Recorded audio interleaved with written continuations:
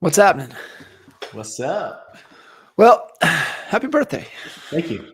Appreciate it. It's like, hey, we're kicking off the second quarter. I said, oh shit, we're recording on April 1st. Yeah, get Alex on. I won't get to see, I wouldn't get to see you today. So I was like, hey, what better yet? Let's just jump on and chop it up a little bit. I love it. Yeah. So what's good, man? How was the first quarter? Man, first quarter was okay. It was rough. I think there was still a little bit of a lag and a hangover, just, people with the election, a little bit of uncertainty through January, February. You kind of couple that with the normal seasonality curve of the market. And now I think the spring market is going to be fantastic. So hopefully everybody was doing the work in January and February and March so that your April, May, June are explosive. So we're already seeing that. We've got a bunch of listings in the pipeline. We're getting calls from sellers. There's been opportunity, man. That's the good thing. In a challenging market, there's always opportunity. Got back to dialing expireds and setting a couple appointments off of that. There's always opportunity. We've ridden in this game long enough. I mean, kind of for you, what's that process? What are you always looking for to see where the opportunity is? Well, I think that's why you need a bunch of tools in your tool belt, right? Like if you're a one-trick pony, well, you could be screwed. Like if I was 100% just listings and the average days on the market went from 7 to 71, well, that poses a big challenge, some carrying costs for your listings and your marketing. Where if you had a little bit of buyers, now you got buyers that could take advantage of the opportunity in the market. So I think you have to kind of see what's coming. You need those tools in your tool belt.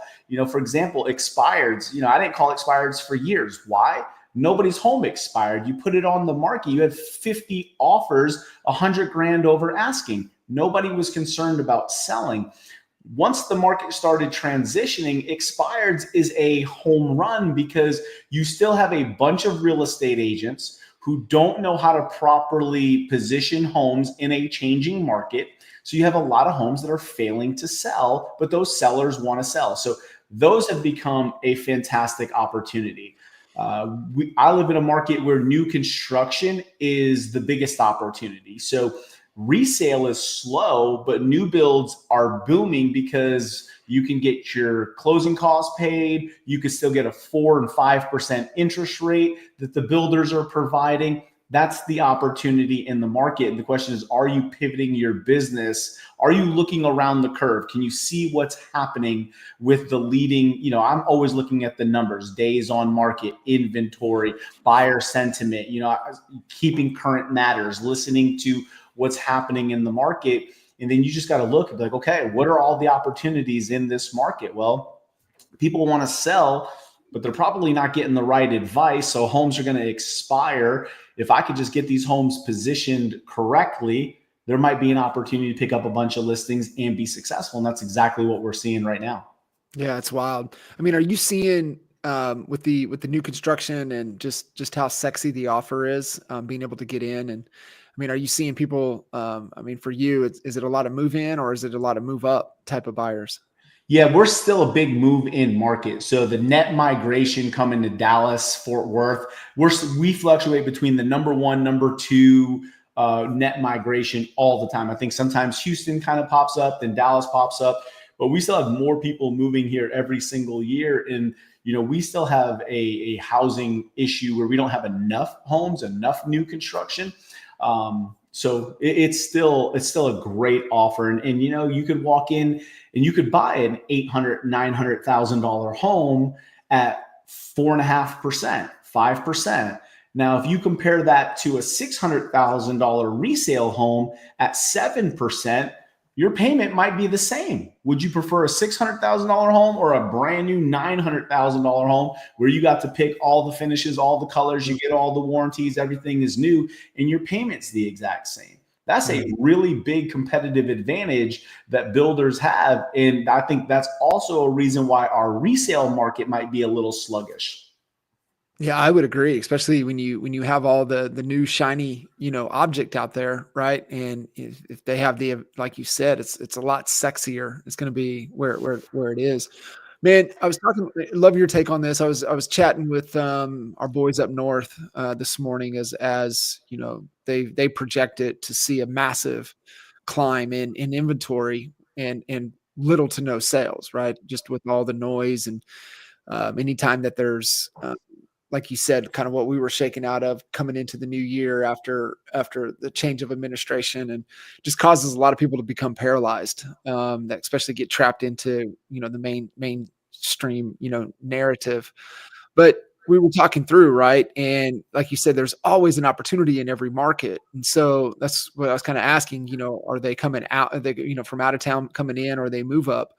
And what they were kind of talking through as the inventory's climbing is that, man, this is a great opportunity right now in their market to move up, just because of the ability to negotiate. And if they're in that little bit lower price point, I had Kyle Davis came into KT last week, and we were talking about just kind of the market in Norman, and he's like, yeah, man, that down below, like it's crazy, way up above, crazy.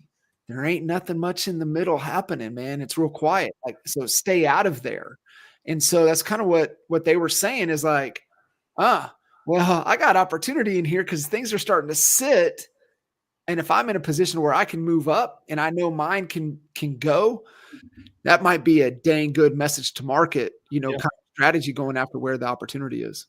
Yeah, for sure, man. I do think, again, opportunity in every market, right? Like if I'm looking in the resale market right now, yeah, interest rates are a little bit high, but guess what? Homes are taking 70 days on the market. If I can go in and I can negotiate a $15,000 seller credit, which is easy because they have nobody else writing any other offers, I can buy down my own interest rate and make it more affordable. You just have to start thinking about the opportunity. Now, where I think for real estate agents, what I would be doing is whatever the opportunity is that I want to go all in on, what is your content strategy behind that? So what I would be doing is I would go out and let's say that move up buyer, right? If our whole theory is right now is the best market to move up, what are the 10 videos you can do that are targeting a move up buyer seller, right? Double sale. And then create those pieces of content, and then get those pieces of content out everywhere. Create it as a mini series. So one of the things I'm working on right now is how do I create mini playlists of videos, content that are all targeting a specific message. And then I'm going to use that targeted playlist, and I'm going to go then use that for attraction of lead generation and my ability to convert those people. So if I start doing a bunch of videos of, hey, have you been dreaming of moving up to your bigger home, but you're unsure if now's the right time? Well, that right there, that dog whistle in that video is going to capture everybody's attention who wants the bigger home, wants a newer home, but they're unsure. Then I can go create a series of 10 that says, here's why right now.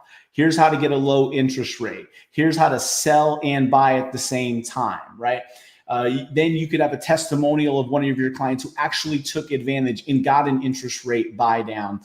You can then do a market update video explaining and showing, look at the average days on market, look at the percentage of home sellers that are dropping their price.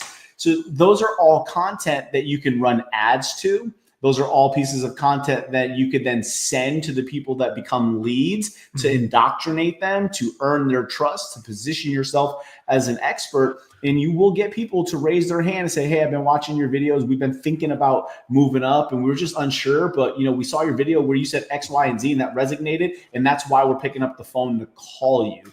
That's why I think content, video, those are, that I'm all in on that versus any other type of paid advertising and marketing right now.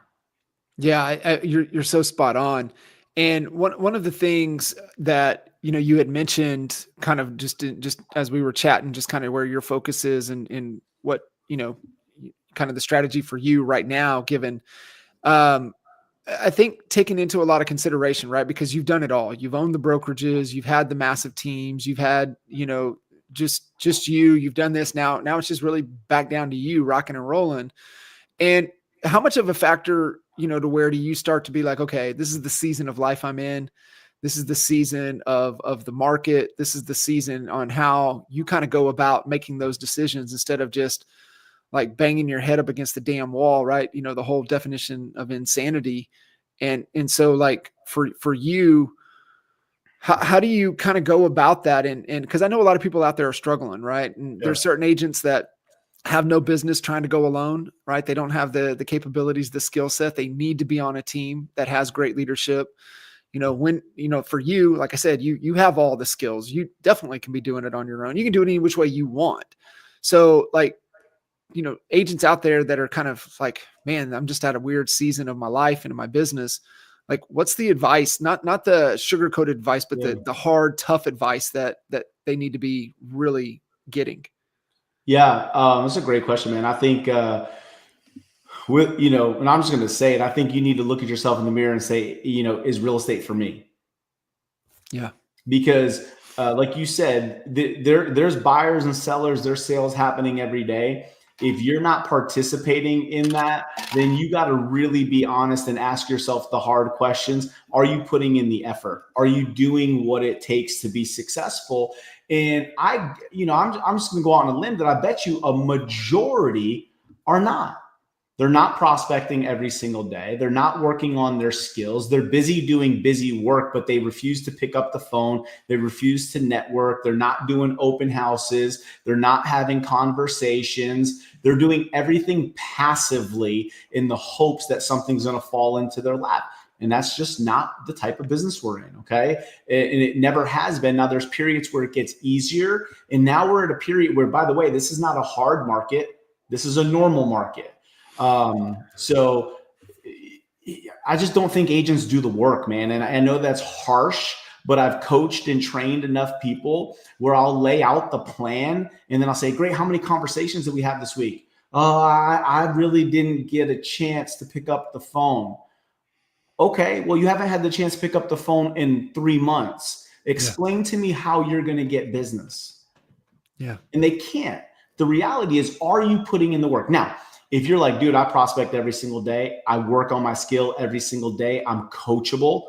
Okay, go align yourself with a really successful team leader who has systems, processes, and lead generation in play where you can plug in. If you're a hard worker, you'll get the sales and the support. Get that going to build up your financial nest egg. So I think those are the two avenues. And if you're just a hustler on your own and you're being successful, don't stop hustling. This is the best market for hustlers. This is the market where every top real estate agent in the country is laughing and smiling because they know when shit gets hard, skills matter, systems, processes, proven repeatable systems, and those things become really valuable to the customer. They will seek you out and you'll get a lion's share of the transactions and your market share will skyrocket in this market. The last, during COVID, nobody cared how good you were. Their aunt, their uncle, their step so-and-so, anybody with a pulse with a real estate market who could put you in the MLS was getting the same result as you are. They didn't care. Now that's different. When you go look and 40, 50% of the homes are coming off the MLS failing to sell, man, I'm going on expireds and I'm saying, hey, tell me about your last list price. How'd you come up with that price? Oh, we just told our agent what we wanted. And you hired that fool? But you know what? The sellers, that's what they think they want. And the agent says, okay. The agent doesn't know that they're misrepresenting that seller, that they're setting that seller up. Because here's the facts. Now, when that seller comes to me, I'm going to get their home sold.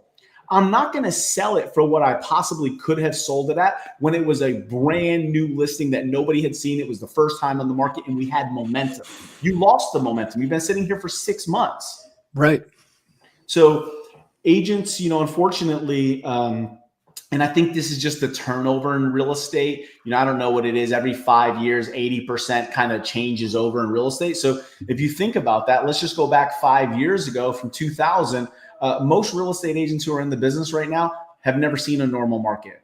They've never seen 7%, 6% interest rates. They've never had conversations about price adjustments. They've been used to a hot market. They were a product of a market that just made them look better than what they really were. So, right.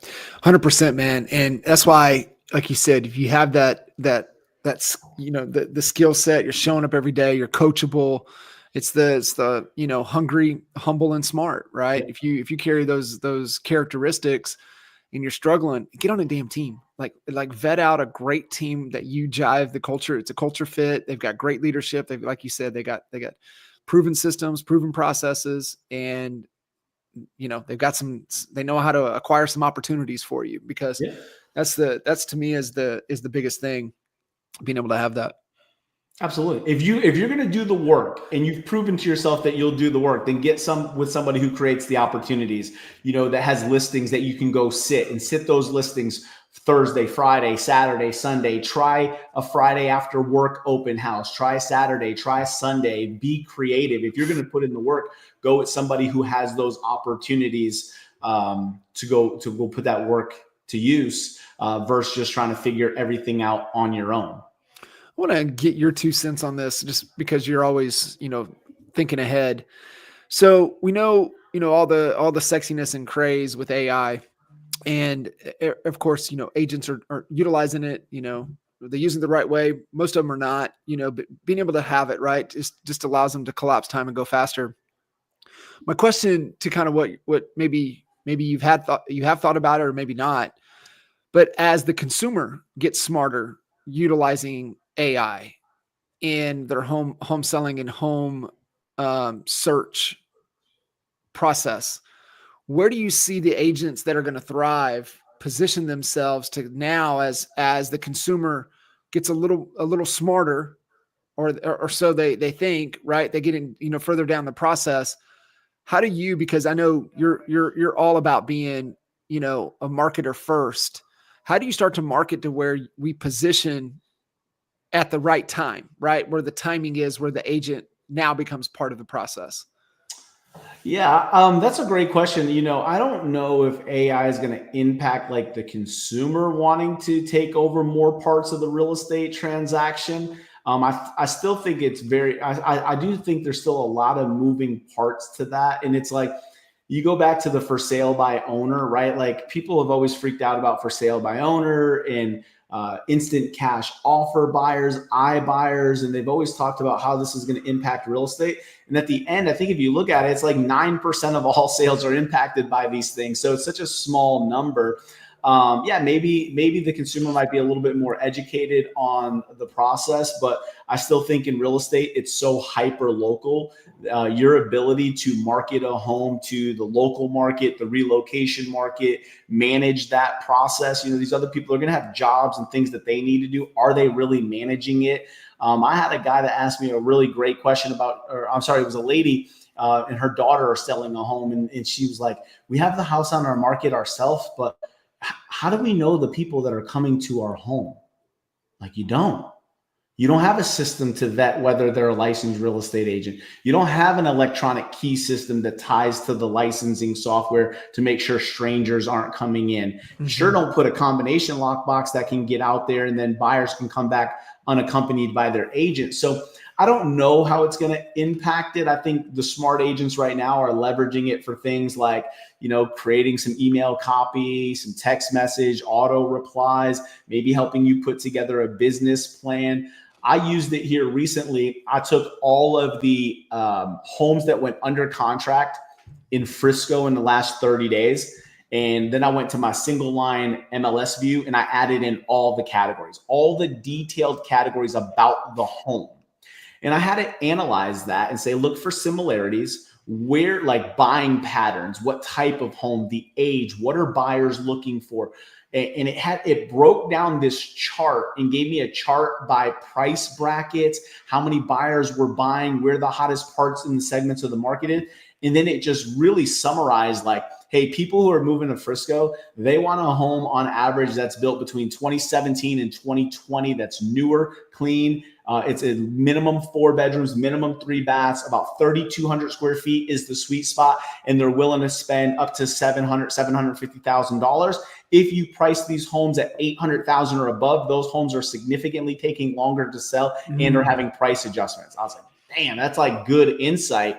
Now I've got that prompt saved and I could take that on a listing presentation. By the way, I got it so dialed in. I said, okay, well, I'm going on a listing presentation for a home in this area, in this zip code. It has this feature, this upgrade, this. Based on the buying patterns over the last 30 days, what's a good price point? And it pulled and it gave me a little bit higher price point. I was like, that's weird. Let me go look at the listings. And it started pulling from like a gated community in Lexington. I was like, okay, now do that, but remove this community because those are gated homes. I want non-gated homes. And this thing was like, this home should be priced between $769,000 and $775,000. I was like, damn, that's the exact number that I had when I did the CMA. Yeah. So I was like, wow, so I think it could be a great tool. I don't think the average consumer's going to be able to figure that out. You might have a few, the tech be a small percentage, but don't let those small percentages drive you crazy and dictate, now if it's a mass movement, okay, but I just think that's going to be a small 3, 5, 6, maybe 10% of the market that goes that direction. I think you could do very well serving that 80% of the market that I'm not trying to do this on my own. I want an expert, I want it to be, as stress-less as possible, stress-free, and just build your systems and processes. Then being able to like articulate and show your systems, I think is really important. Are most of the markets, I mean, because you have, just working with people all over the country, plus, roots back up in the Northeast, are you seeing, and everybody that you're dealing with, but obviously just such a hot spot for people to come to? I mean, are we still kind of in the have to phase, but rather than the want to phase from buyers and selling? I think so. I was on a call today with my team in Jacksonville, and we were just looking at the sales trends in Jacksonville. I think last month, 35 or 36% of all homes had a price adjustment. The number of home sales is down year over year. Think about that. Last year, I believe, was the lowest number of recorded home sales in the last 30 years. And their first quarter is down below the first quarter of last year. Yep. So the number of homes selling is still a challenge. A lot of that is going to be interest rate driven. There's still a lot of people who are stuck in homes with 3% interest rates that they're just not willing to upgrade to a 6 or 7% interest rate. They're kind of frozen in that inventory. So yeah, I still think this is either a have to, must have, I'm relocating for a job, school, something is making me do this right now. That's probably a majority of the people. Now, I do think there might be some really smart people who say, you know what, market's down. I'm going to make that move. I fully believe rates will come down, but I'm going to go get the best damn deal I can right now before that happens. I'll refinance it later and get all the upswing of equity when buyers are back competing. Because if rates do get down, I think into the 5s, I think it'll be crazy the amount of people that come off the bench to start buying homes again. Yeah.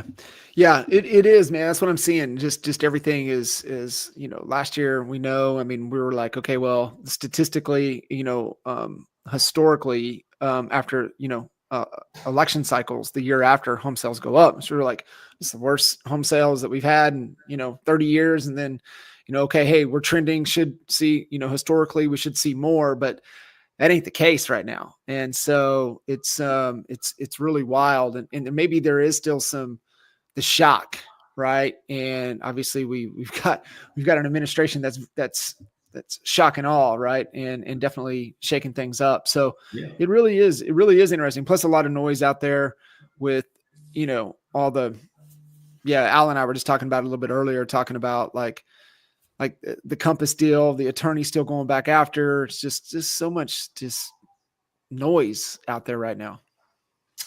There is a lot of noise, a lot of changes in real estate. You got Rocket Mortgage with their acquisition strategy and companies that they're buying, trying to really, take over the entire consumer process, start to finish. Maybe I'm the minority. I don't let that shit bother me. Like I kind of stay like, all right, where's my opportunity? Like that stuff is going to happen no matter what. We have no control. So control the controllables. And that's, listen, most of the most successful real estate agents I've ever met, they've done so many transactions and built an incredible past client raving fan system that they're living off 30, 40, 50 referrals a year. They're not doing any paid ads. I believe those relationships will pay them forever, no matter what happens in the real estate business. 100%.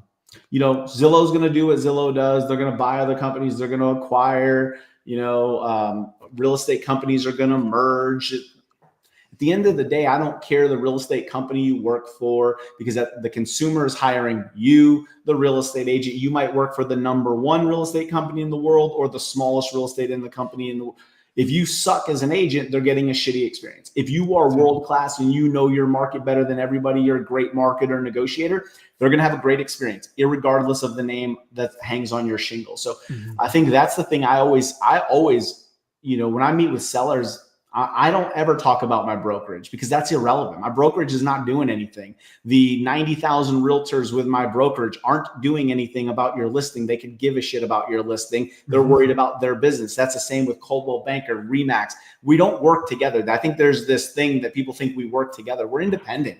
Like, we're competing against each other, to be honest with you. So I don't ever talk about brokerage. I don't care about any of that. It's here's what I do and why you want to hire me. These are my systems and processes that I would take with me any brokerage I go to. So I always talk about that individually.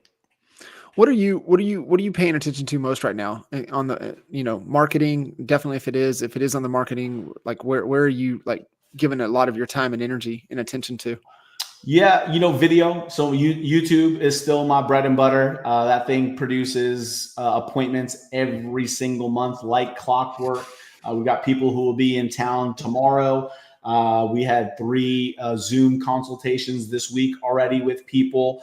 So that's my bread and butter. That works, again, because they've seen me, they've seen my content, they've consumed it. I'm positioned differently. They've already built trust in me. We've connected with my personality. They like that. They reach out. Those are easy sales. So that's like an autopilot that I'm never going to stop doing, because I also believe video content, not just for YouTube, but anywhere, is beneficial in growing and scaling your business. So I would say that's my number one. That's probably my priority. That's where like 90% of my attention is going. Yeah, I would agree, man. I think it is the most critical thing in either, like you said, video in some form, right? Being able to have it like, long form strategies of what you're doing. And then you also got, the shorts and the reels and the stories, but it's just the video grasping of it. And then I think, especially when it comes down to real estate, man, I think the consumer out there, man, they want to see eye candy, man. They want to see the stuff that's appealing. I was talking with, Sam at KT, right? Like everything he's doing is built around. He's got, lives, one of the best spots on the planet. He's got all the eye candy, when it comes to real estate, and just really leaning into, what opportunities you have in the market that you're in. Yeah. And I think, basic consumer behavior is never going to change. It's what's in it for me. Are you serving the information that I care about, right? If you want to buy a home, they want selection. If you want to sell a home, demonstrate you can sell the home fast and for the most amount of money possible, because that's what sellers want. They want top dollar, and they want it in a specific time frame. Yeah. Buyers want selection, affordability, and convenience. If everything you do talks about that, if your systems are built for that, you're demonstrating and you're speaking their language. I think so often agents go on this tangent of what they do, but if what you do doesn't align to what consumers care about, it's irrelevant. Yeah. I think it's just remembering that, the consumer only wants one thing, right? They want a result, and they either want an ROI result or they want a pain and pleasure result. And most people right now, like we were just talking about, right? That the have tos versus the want tos. The have tos is because they have a pain. And, how can you remove that pain for them in the value exchange? It's just as funny as you were saying that. I was like, yep, that's the only thing we would say. Remember, sellers only want to know how much money you're going to put in their pocket, and buyers want to know, what's my payment going to be? That's it. that was it. It's only been 15, 20 years. We've been saying the same damn thing. Yeah. That's it. It might be. We might be right, Alex. We actually might be right. We might be right. Yeah. It's so good, man. What are you excited about right now heading into? I mean, you got, birthday today. What's the birthday wish? I mean, like heading into the future. Ooh. What's this next year? What's this next year? What are you excited about? Man, I would say the thing that's front and center for me right now is I'm really kind of going all in on my partners, my opportunity for partner. I think there's a unique opportunity to help real estate agents right now that are struggling, plug into things that are already working, having the accountability, not having to reinvent the wheel, not having to become digital marketers, not having to understand lead generation and funnels, just plug into what we have. So I'm doing a little bit more traveling. I've got 5 events that I just signed the contracts for. So I'll be kind of doing a little bit of that around Texas, which is fun. But really just connecting with agents. So that's kind of my big one on my brokerage front. My YouTube getting to a whole new level. I don't know if you saw, but I just bought a whole bunch of new gear. So I'm having fun with that. And I'm building things that I enjoy. So new construction, talking about real estate, being on video. I love that shit. So, that was my gift to myself, is I bought equipment to go film and do more work. I love that. And then how key is that though? How key is that though, to find that love within the thing, right? Yeah. I think it's everything, right? Like last night we're sitting on the couch and Sarah's like, man, you've been working hard. You're at 11:30, 12 o'clock every single night before you come. I don't even feel it. I'm not even tired. Yeah. I just want to sit down and crank out what I'm working on. Yeah. That's when it feels right. That's not when it feels that way to me. That's when it's right. Mm-hmm. It doesn't feel like work. I'm like, all right, cool. Hey, I want to get back to, that document I was working on. I'm excited about solving that problem. So that's kind of work related. And then, family, the kids will be out of school here right around the corner, which will be crazy. And then we got the whole summer thing and trying to figure out all of that. And it's, there's a bunch of moving parts on that with Sarah back at work, having to go into the office. So I've been taking Mondays off. So yesterday we did a afternoon movie, just Noah and I in the middle of the day. We had a lunch date last week. So, I'm just enjoying all aspects, but I think, when you could build your business and make the type of money you need to make, but still do those things that you enjoy, going to, I had an event scheduled for April 10th, and then my son's kite day with dad was supposed to be tomorrow. It's going to rain. So they moved it to April 10th. And I'm like, I just booked this event. Yeah. I could have easily just said, well, it is what it is. It's only a kite day. Man, I got the event moved to the 9th so I could be there for the 10th. He doesn't know that, but I'll surprise him. So I'm just trying to be present and do those things that actually matter. Real estate sales will come and go. My kids aren't going to remember that, they'll remember whether or not I was there. So that's kind of where I'm all in on it. Yeah. And, I've told you many a times, enjoy it because it goes by super fast. And when it's gone, you'll be like, fuck, man, yeah. I wish I wouldn't have done that. I don't, it's the thing looking back over, especially, the kids your age and they get a little bit older. It's not the, it's that I didn't need to be at the office that late. I didn't need to be there that late. Right. It made no difference. It made no difference. And so, but them missing out or missing out on time, especially when they're that age, because it goes by, man. Once it goes by, it's just, shit, Colton, I see him if I'm lucky, see him once a year. Yeah. So, I just get to that point and, man, enjoy it while you can. That's it, man. That's the season of life, right? Yeah, so that's it. I was kind of prompting the question earlier, right? Designing your business based upon the season of life, the season of the market, and in the season of commitment, right? Yeah. What are you willing to commit to at this time? Yeah. And I would say I've always put my personal goals and income on the back burner for my kids. And that's probably not the right thing either. That's probably one of my biggest things that I've come to clarity on is, I've always prided myself on always being there. but you can't do that in sacrifice of really truly taking care of your family. So it's shifted. Like, okay, I'm going to go do these events on the road, which I have not traveled in years. I don't like it. I don't want to be away from my family. Oh, I know. Yeah, I don't like it. I don't want to do it. But if I do this strategically in a couple, like, I'll be there forever. I won't need to ever do it again. Right. So you have to, my whole point is don't over index like I did, because I probably sacrificed a lot of opportunity, a lot of money that would have provided and taken care of my family even better. Maybe change, so I would say that's something to be aware of. You got to hustle. Don't just say, well, I want to be there forever. There's a yin and yang to that. Like, there's a balance you got to figure out, and you got to hustle. Yeah.